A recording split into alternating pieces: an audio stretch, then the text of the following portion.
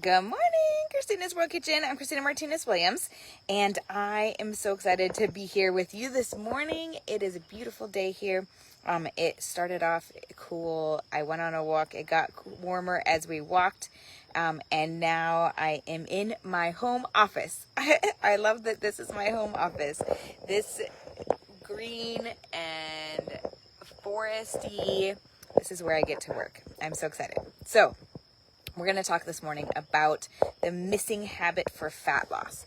So if you have been on a weight loss journey or a fat loss journey, or were on one and are now maintaining or are currently getting started on one, put me in the comments because that was me. And now I'm on a muscle gain journey and fat loss, really, because muscle gain and fat loss kind of go hand in hand a lot of times. But what is the missing habit for fat loss? Oftentimes, we focus on just changing our eating habits, changing on our food intake, or our eating window, which is all really important. All the healthy habits are really important. But this habit is one that gets overlooked and not given a lot of weight to, and not given enough weight to, when actually it was one that impacts your fat loss quite a bit and your weight loss quite a bit. Hello to everyone. We're talking today about the missing habit for fat loss. And thumbs up, hearts, share this video. You're going to want to remember this information, apply this information, because it will make a difference in the fat loss that you see. It will make a difference in even the muscle gain that you see. And what is that? So it's sleep. We often don't give enough priority and weight to our sleep, the quantity of sleep, the quality of our sleep, because sleep is not just about feeling rested. It's one of the most powerful healthy habits that you can build, and it impacts everything from cravings and hormones and hunger to recovery, energy, and fat loss. All of that can happen in your sleep, and does, but sometimes and oftentimes we don't give enough priority to giving ourselves enough sleep. And I know because I did not. For most of my life, I did not give priority to sleep. I thought I could just go with less, and that I would be okay. And I survived.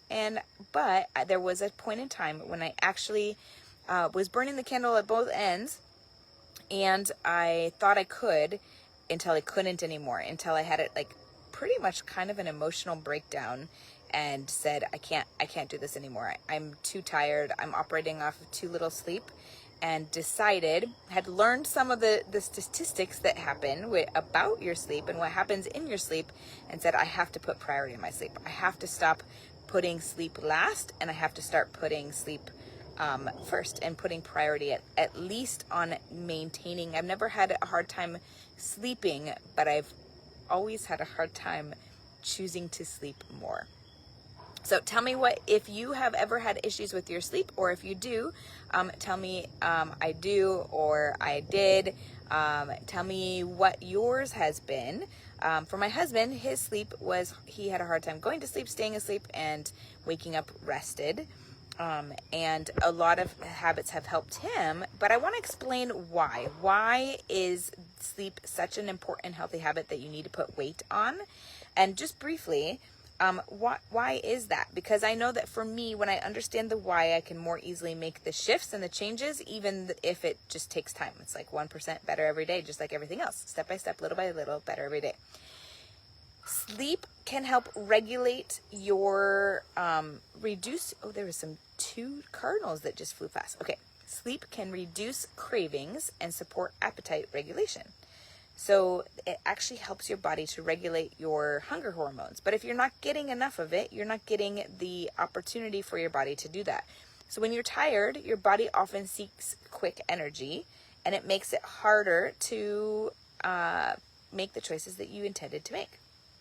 Because your body is saying, give me more energy. I need energy. And so it's telling you to go eat, and usually telling you to go eat carbs, glucose, because it needs that energy. Your brain does.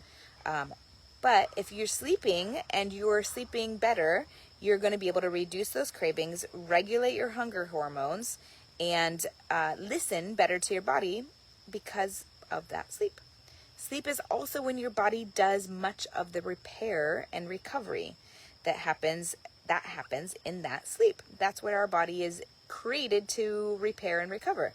But if we're not giving our bodies that time and space to do it, it's not going to happen, and it's going to get more and more bogged down and more and more utilized and damaged with that lack of repair and recovery. So that includes like supporting muscle preservation and your overall metabolic health. Sleep is so important for that recovery and repair. And then it also helps to regulate stress hormones. Sometimes it's a vicious cycle because we're more stressed because we have lack of sleep, but then we have lack of sleep because we have stress that creates a need to get lack of sleep because we have things to get done that we don't have time for. So it's this vicious cycle of needing energy, having stress, but then not sleeping creates this irregulation of stress hormones. So when stress hormones stay elevated, it can make fat loss feel more difficult and leave you feeling drained and hungry and less motivated. But when your stress hormones are regulated, it can be easier to do all of that. It can feel easier to have more energy, to make better choices with your food, to stay motivated when you have more sleep.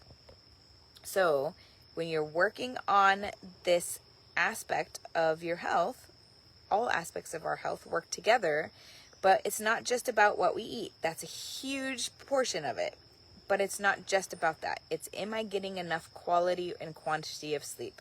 And that varies a little bit. The quantity can vary a little bit per person, but quality, there's so many things that can impact that. And we're all different. So sometimes it's a trial and error process of figuring out what feels the best for you. And then also what helps you to go to sleep and stay asleep and make that a priority.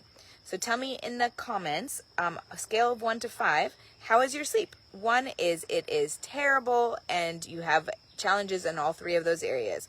Going to sleep, staying asleep, waking up rested. 3 and 5 is it's amazing in all 3 of those areas. Where are you at? How is your sleep? And what do you do if you're a 4 or 5? What do you do that helps you to prioritize your sleep? And what do you do that helps you to get higher quality of sleep?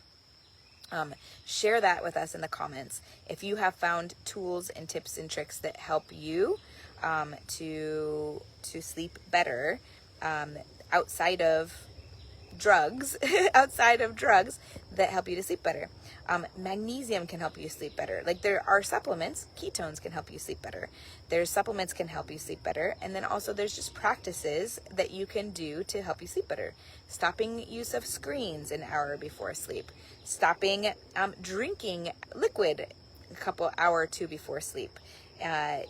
Using music and gratitude, journaling, reading, coloring, all of those things. Hi, Angela.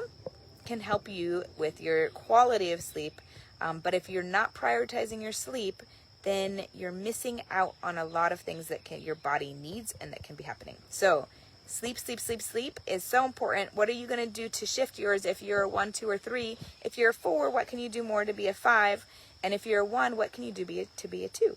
It's not about going from a 1 to a 5 overnight, although that can happen.